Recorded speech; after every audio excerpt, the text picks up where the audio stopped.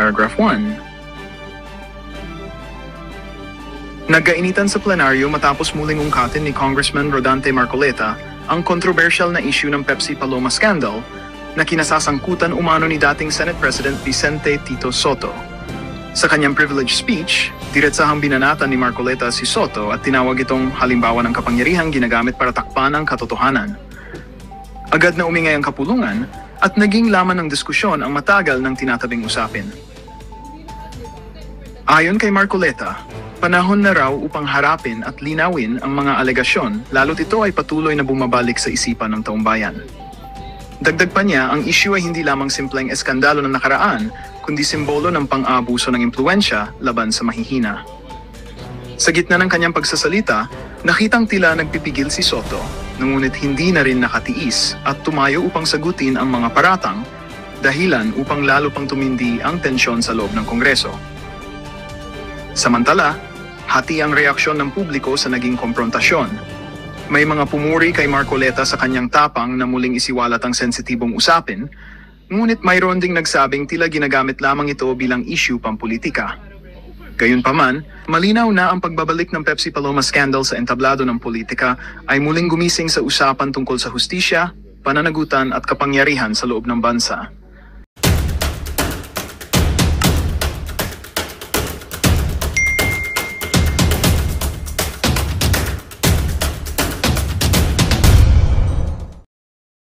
Si Ben Tulfo. Say what? Saan ang galing yung binanggit ni Ben Tulfo na merong isang mambabatas? Your Honor, wala po akong idea, Your Honor. Hindi po Ben Tulfo, Ramon Tulfo pala. Sorry.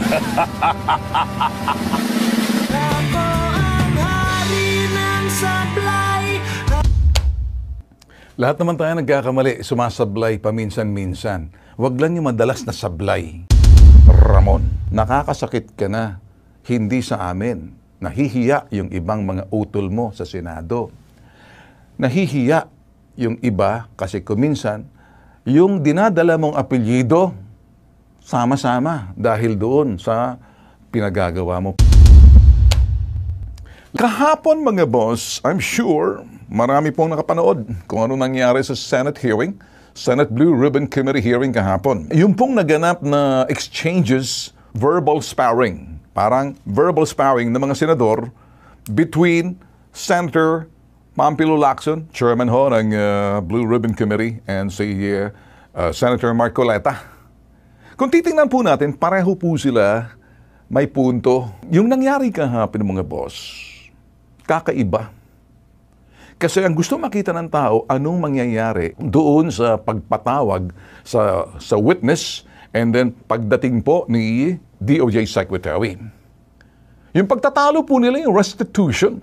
Ano bang ibig sabihin ng restitution? The restoration or something lost or stolen to its proper owner, ang taong bayan.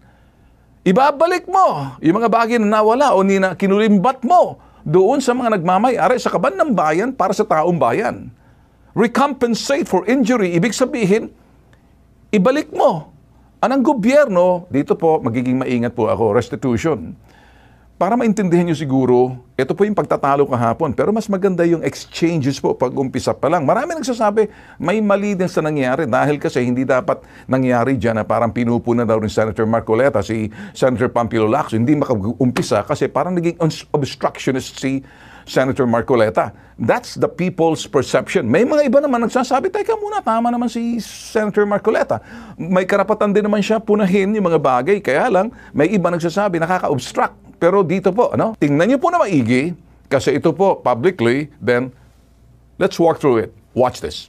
Does the chairman has the prerogative or the right to make judgment? No, that's my perspective, no? That's my personal opinion outside of the hearing or outside of this hall.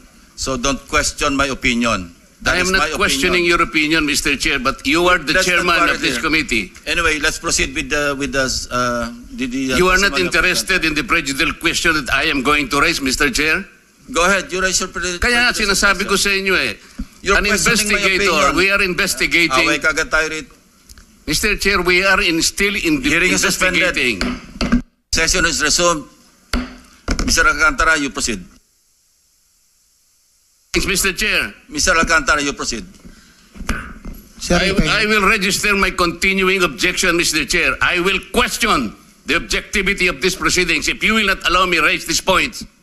Maybe in the plenary this afternoon I will raise it. Magagawa naman talaga ni Senator Marcoleta i-question, pero it wasn't the proper forum para sa akin po. Pananaw ko lang po, hindi po ako abogado, investigator po ako, media po ako, nag-aaral din po ako sa mga decorum, behavior, pag-aasta nila, kung paano ginagampanan pagdating sa mga Senate hearing. Hindi po ako eksperto. George, kung pinalusot mo na ako, baka isa ako doon, sasabihin ko kung anong tama. Sino si George? Secret. Ngayon, sinasabi ni Senator Marcoleta, pag ako pinipigilan mo ako rito, abay, teka muna, itutuloy natin to sa plenary. So I will register a sinuspende. Para lang matuloy, kasi kung hindi, magiging away na po yan ng dating chairman ng Blue Ribbon Committee at yung kasalukuyang chairman na si Pampilo Lacson, yung dating chairman na napalitan, si Marcoleta. So, iba po kuminsan pag nagtatalo yung mga batikan. Meron po tayong matututunan sa kanila.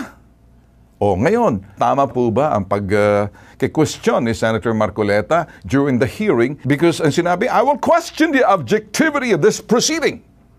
Miyembro siya may ibang mga senador doon. Sang-ayon ba sila? Ano tingin niyo mga boss? If you will not allow me to raise the point, maybe, the plenary this afternoon, sa plenaryo, i-bring up ko to. That's right. Wag na doon kasi pangit pag nakita ng tao, away Ang sinabi ni Senator Pampilo Lacson, parang naman tayo, nag-uumpisa naman tayo, away na tayo rito. Ngayon, pagdating doon sa Witness Protection Program, yung protection na dapat binigay kay Diskaya, mas maganda siguro ipresenta po natin. Why are we trying to prejudge this? Mr. President, we are still in the process of investigation. If we are in the process of investigation, why are you so protective of Diskaya? Why are you so protective? I am not protecting them. Ang sinasabi ni Senator Pampilo Lacson, ba't mo pinoprotektahan yung mga Diskaya? Why are you so protective? Bakit ganun? Ang tingin po ni Senator Pampilo Lacson, the chairman of the Blue Ribbon Committee. Ang sagot naman, sagot na, wag na natin i-prejudge, sabi ni Senator Marcoleta. Kasi nasa proseso pa tayo ng pag-iimbestiga. Alam nyo, ang nag-exchanges ngayon ay dating chairman ng Blue Ribbon Committee na si Senator Marcoleta at ang kasalukuyang Blue Ribbon Committee chairman na si Senator Pampilo Lacson. Maganda po ang exchanges na yan. Huwag po tayong malito. Tingnan po natin kung sinong nasa tama, kung sinong nasa lugar. Kayo po, ang tingin niyo po. Who do you agree? Totoo nga ba na pinoprotektahan ni Senator Marcoleta mag-Diskaya? Or tama ba si Pampilo Lacson? Dito naman po kay Secretary Boying Rimulya. Nagkainitan po rito. Dito sa exchanges na pakinggan nyo lang po. Ano? Tingnan nyo na lang po. What is the reason behind the law? So that we can get justice, and justice can only be attained if there is restitution. So that is the principle behind all of these things that we are talking about now. Mr. Secretary, restitution will come after. It cannot be. Sir, it can come before or after, sir. It can come before. You cite the law that it come before. Wala nga po sa batas eh. Huwag po ninyo babaguhin ang batas, Mr. Secretary. We are operating on a unique set of facts, and we are. All of these matters are being evaluated because the gravity of this financial crime cannot be underestimated, and that the more assets that we're able to preserve at the outset, the better for our country, sir. Mr. Secretary, I'm very sorry for such a reasoning like that. Alam mo, nakikinig I'm very sorry, sir. bansa. Also, sir, I'm very sorry too if you do not agree with me, but I respect your opinion, sir, and we will carry out our job as we deem fit, as we see. Mr. Chair, I said I am not needs. expressing an opinion here. I am articulating the provision of law. You do not change the provision of law, Mr. Secretary. You may be disbarred from doing this. Then, it's your opinion, sir. It's your option, sir. Sinabi ko na nga, hindi ko opinion dito. I am articulating Then it's your option, sir. the It provision of law. is what you wish to happen. That you may proceed Ikaw ang with what you nagbibigay wish. ng opinion, nilalagay mo yung restitution to test the goodwill of a possible applicant. It is not in the law. Unless you are able to point out the provision of law that it come before. Hindi ganun eh. Sabi mo na nga, and we admitted, impliedly instituted ang civil liability, but this will come eventually after the court has pronounced kung magkano ang ibabalik niya kung meron man. Not before. Ako po, pag titingnan po natin, may punto po roon si Senator Marcoleta. Legally, wag daw gamitin yung restitution o pagsasauli ng pera or pagbabayad doon as an act of goodwill doon sa sinasabing nag-a-apply ng Witness Protection Program. Wala daw kasi sa batas. Unless, kung may point out daw ni Senator Boying Rimulya, nasaan sa provision ng mga batas na papasok yung restitution na goodwill. Pwede naman po kasi yung parte na with the cooperation, the sincerity, the sincere act of returning the money, the sincere act of cooperating with the government, yung pagsisisi or remorsefulness. Hindi po pinipilit. So, voluntary cooperation, kaya lang si Senator Marcoleta nagiging masyadong technical. Hinahanap niya sa provision ng batas. Wala naman talaga. Pero, you can add up, not necessarily, it's a voluntary act na isasauli mo, yung nakulimbat mo, that's the human nature. Even though the law is strict, di ba? Meron ka pa rin accountability. Ngayon, tingnan po natin, umaagree ba? Sumasang-ayon ba ang ibang kasamahan ni Senator Marcoleta na nasa Senate hearing? Ano kaya ang kanilang pananaw? Alamin natin sa mga senador na medyo pumanig doon kay DOJ Secretary Boying Rimulya. Sinong pumanig kay Senator Marcoleta? Isa-isahin po natin. Wala nga talaga sa batas yung bang magsoli muna ng pera para ikaw ay mapasok sa WPP. Pero kung pagbabasehan natin yung kagusto ng taong bayan, ang galit ng taong bayan, na gusto nilang magpakita in goodwill yung accused bago siya mapunta sa WPP, siguro mas maganda kung sundin natin yung kagusto ng taong bayan, right? Opo. Thank you, Mr. Chair. Nakita nyo, kalmado si Senator Raffy. Walang sigawan, walang hiyawan. Hindi nakakabingi na sa taenga. Di ba? Oh, okay, tool. Senator Raffy, good. At medyo proper yung delivery mo, ha? Baka kasi tanggal yung mga tutuloy ng kasamahan mo dyan. Di tulad ng isa. Ngayon, sino pa ba? Pakinggan natin dito si Senator Kiko Pangilinan. You know, this restitution issue, while it is the law, does not prevent the government from being broader, mas malawak ang kanyang pag-implementa ng mga programa at mga batas, lalo na pag voluntary ang pagbigay ng mga malalaking, yung mga mamahaling sasakyan, voluntaring ilabas itong isurrender ang mga pondo, etc. Hindi po ba? Opo. Sa karanasan ko kasi, pag inintay po natin yung court judgment na maging final para isurrender po ang lahat, baka wala, puti na mga mata natin, wala pa hong nangyayari. Kaya habang maaga po, we try to get as much para maibalik na po sa taong bayan yung dapat hong ibalik. In fact, yung pagbabalik is a sign of cooperation, which the courts will eventually consider when it sentences or if it provides the exemption and the immunity. Hindi po ba? Opo. Last part na sinabi ni Senator Kiko Pangilinan, gusto ko yun. Yung pagbabalik is a sign of cooperation. Nakikipagtulungan sa korte, sa gobyerno natin. Nabibigyan ng konsiderasyon doon sa sentensya na maaari ma-exempt siya. Magkakaroon ng konsiderasyon at exemption and the immunity. Wala nga talaga sa batas, pero maraming mga bagay na pwede namang gawin din outside of that because it's the cooperation. May kasabihan nga minsan kapag minsan out-of-court settlement. Pero dito sa parting to, hindi po pwedeng mag out-of-court settlement. Ibalik mo muna, magkipag-settle ka. Pero kung ano pang sentensyang gagawin ng hukuman, pagsilbihan mo. Hindi po pwedeng libre ka na, sinauli mo. Hindi. Titingnan muna kahit na nagsisisi ka, kahit na sabihin mo, mia culpa, hindi na ko na uulitin. Promise talaga. Hindi. Tikim ka muna, maghimas ka muna matatabang rehas. Gets nyo? Tingnan natin ito yung isang senador naman. Tingnan natin. Panoorin. Nagkatama yung haka-haka natin that Engineer Alcantara might just be the missing link to the higher officials that the people have been longing for. No? Secretary Remulla, I hope that you can evaluate further kasi mukhang very vital and very yung kanya pong testimony or yung kanya affidavit is very vital dun sa ating pong pursuit of going after the big fishes finally. So I hope that he can be considered really to become one of our state witness in case. Napapansin niyo, mahinahon lang sila. Pareho yung tono, mababa. Kasi hindi naman mga bigi mga tao sa loob ng Senado, ano? Paano kung naghi-hearing aid ka ngayon? Kung sa pagsiga, taas ng decibel, ano? Di ba? Mabuti ka mo, ganun, mababa yung mga decibel nila. Soft-spoken lang, okay? O, isa namang senador dito, panoorin, si Bam naman. Secretary, pagdating sa pagbabalik ng pera, tama ba na pwede itong gawing kondisyon sa pagpasok sa Witness Protection Program o pagiging state witness?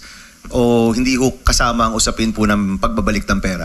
Ang kasi, ang pagbabalik ng pera, yan po inuutos ng korte. Pero para ho makita natin ang good faith ng isang testigo, isang tanong po yan na binibigay natin sa kanila. Kasi kung gusto ho nila maprotektahan, dapat yung full good faith, isosolid talaga nila.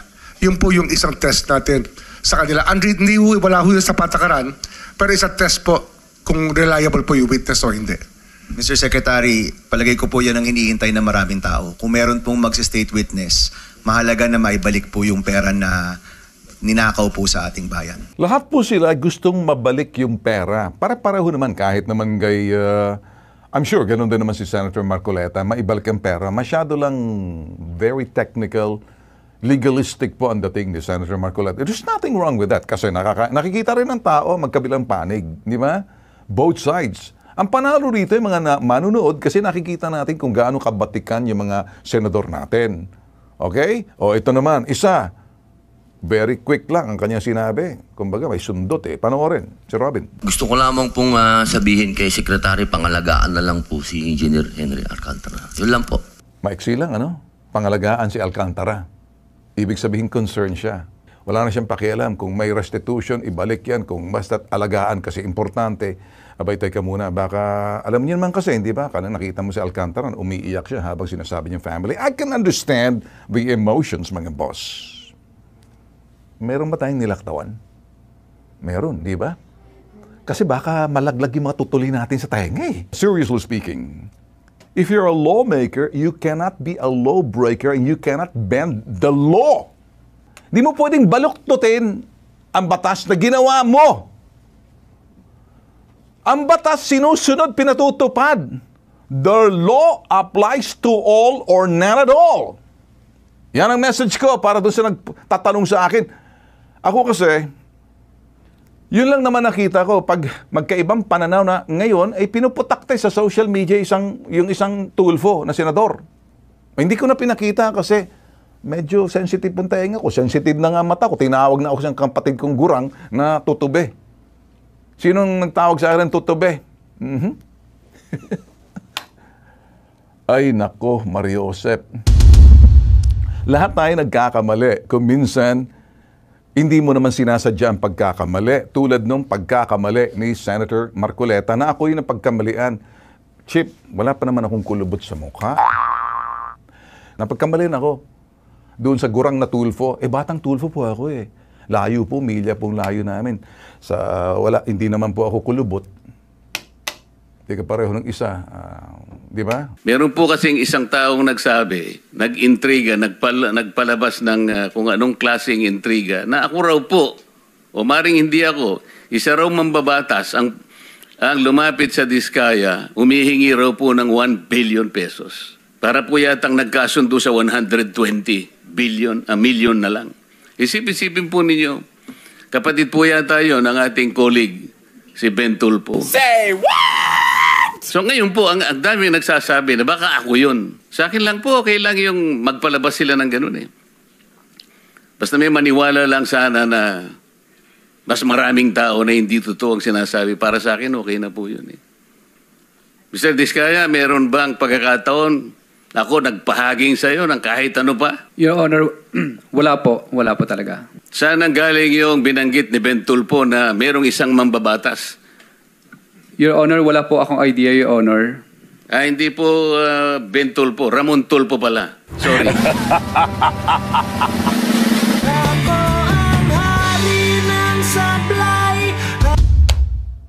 Lahat naman tayo nagkakamali, sumasablay paminsan-minsan. Huwag lang yung madalas na sablay.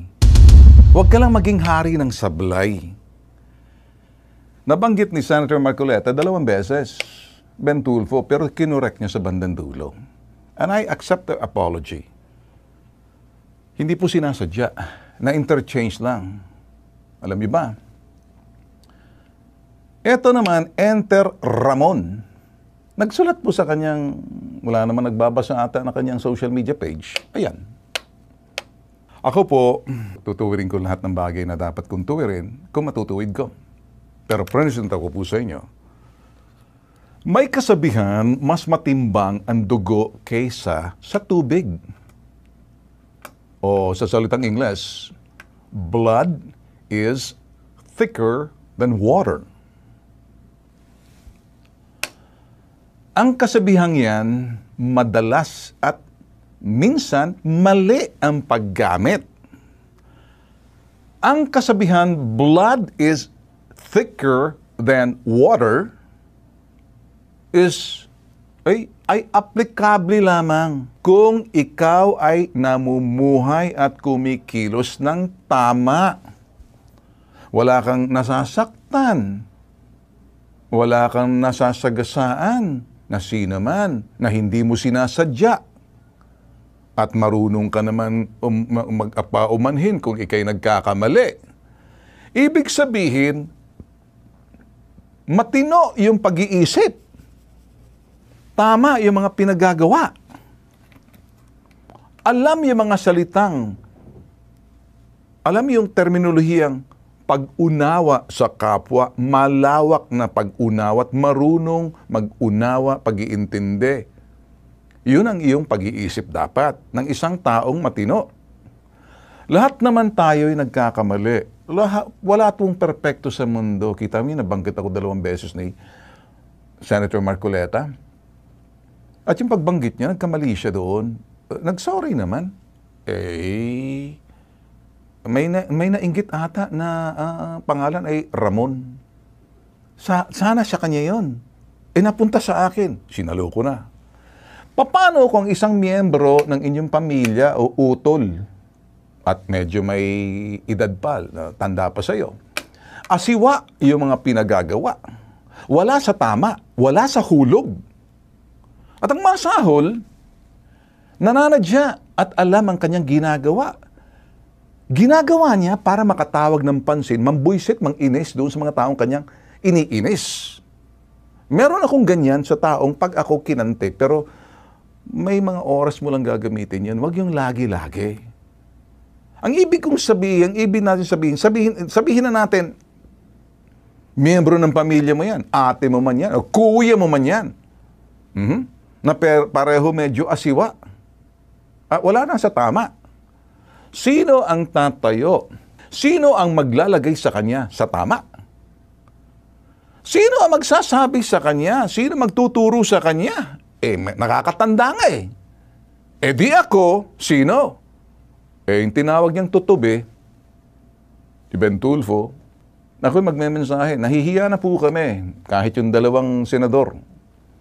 O minsan, nahihirapan sila dahil kapwa senador, binabanatan niya. Hindi na sa trabaho, personal na. Gusto niya maging relevant. Para maging relevant, destructive na, paninira na, attack dito. That is destruction on the road to perdition. Kaya ako naninindigan. Isa sa ayos ko ang tama. Hindi ako magkukonsente.